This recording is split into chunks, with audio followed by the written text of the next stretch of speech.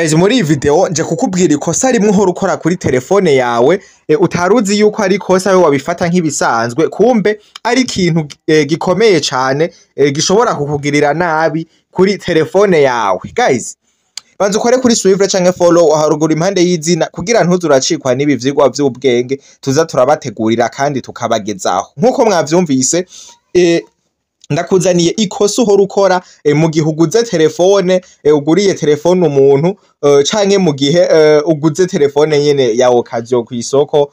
Rero hari ikosa rimwe muhora mukora ariko ntimutahure iryo ariryo. Iryo kosa naryo ngo nirihe? Guys, iyo uguze telefone cane cane amatelefone ya occasion urasangamwo Gmail y'umuntu yahora ayikoresha canke Gmail bashizemwo abantu wewe, yani atari Gmail wewe washizemwo ariyo waguze telefone usangamo. Ivyo rero bikaba ari kosa rikomeye cane, kuko iyo umuntu afise Gmail wewe nk'ubu nayishize muri telefone yiwawe nanje nkaba ndayifise, ndashobora kuguformatira ko telefone kandi tutari kumwe. Kandi iyo Gmail yiwanje iri mu telefone yiwawe kongera ikaba mu telefone yiwanje, no kuvuga mu gihe nayishize mu telefone yiwawe je ndashobora kuyishira muri telefone iyo ariyo yose mba mfise. Rero ivyo kandi birashobora gutuma telefone ishobora kuyiguformatirako canke nkashobora kubona ahantu we uri ufise iyo telefone, nkashobora kukwagiriza ko wanayinyivye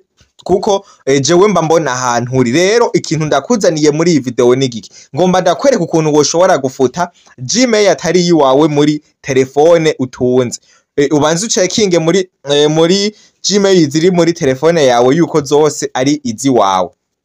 Ivyo navyo biraba gute? Urabanza uze muri parametre ya telefone yiwawe. Ariko guys, imbere yuko tubandaye nagira ndakwibutsa ubanze uhonyoze ko Gmail ngaho hamusangiza abandi ibivyigwa vy'ubwenge. Okay, hama uze muri parametre ya telefone yawe, hama ucumanuka ino musi ahantu hari Google canke account, muze kwinjira kuri account nkuku ufyondeko nkuku. Okay, hama ucuza aha kuri Google aha hambere kuri option ya mbere.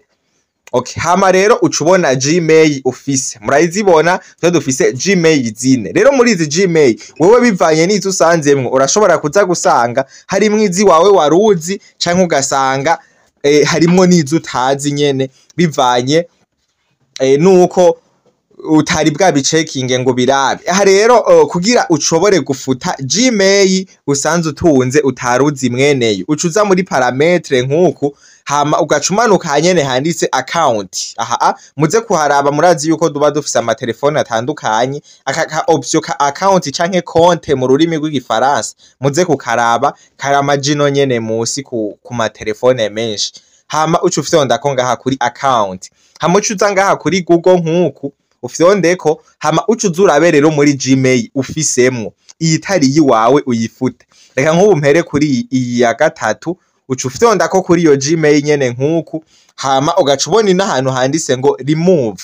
Nukuvuga ariko wobanza kudesactive utu tuntu ku buryo ahantu hose yari connecte yobanza ikavamwo iyo Gmail yawe. Kandi ikindi kintu c'ubwenge nuko uyufuse iyi Gmail yawe, iyi Gmail usanzemwo birakurinda cane. Kandi murazi iyo umuntu ashize Gmail muri telefone yawe hari nk'amakonte ya Facebook, amakonte nyene ugenda urugurura kuri izi mbuga bica bigenda bikisevinga muri Gmail, uwo muntu agashobora kugutwara amabanga yawe yifashishije iyo Gmail irimwo. Aha rero kugira ufute Gmail usanze atari gwa ucufyondako nk'iyi Gmail ngaha, ucufyondako kuyusanzemwo, hama ugaca wugara utu tuntu nkuku, hama ugacufyonda ino musi handitse remove. Aha ino musi canke delete canke efface canke supprimer, we biravana nuko usanze handitse. Hari haba usanga hari utuburungu dutatu no hejuru ucurinda gufyondako, ugacubona ahantu handitse supprimer canke remove,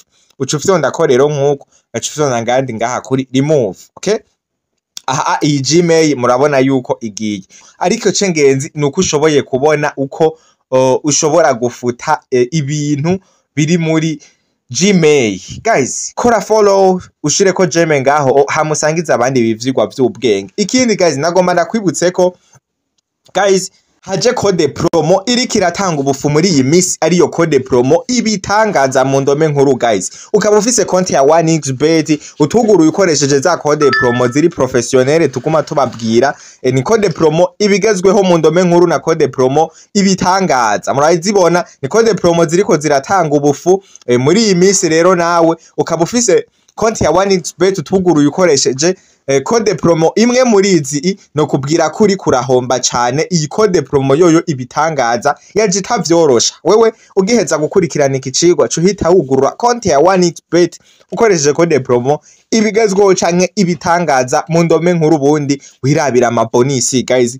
vyibera muri account yawe ya 1xbet cyane no ku kadege guys. Akadege karakugurukira nkaho umenga ntikagira umupilote. So ndakwibutsa kandi tugufitiye na telefone zikomeye kandi zigezweho ama Nokia, ama Redmi, ama Samsung A04e n'ama A03 Core guys. Ni imizigo iba imeze fresh sana, mwebwe nimuze tubatemwe ubundi imizigo ya fresh. Akanimero ni kakandi nyene 68 649 ubundi tubagezeho imizigo guys bimeze neza. So ciao rero mwari kumwe na Joe nyene Barack Obama. Ufise ikibazo cawandika muri commentaire utubwire ikintu ushaka tuzogukorera kandi unatubwira uko uba wakiriye ikiciko. So ciao rero tuzosubira mu kandi gatrike yazokurikira ku munsi wejo. Ciao.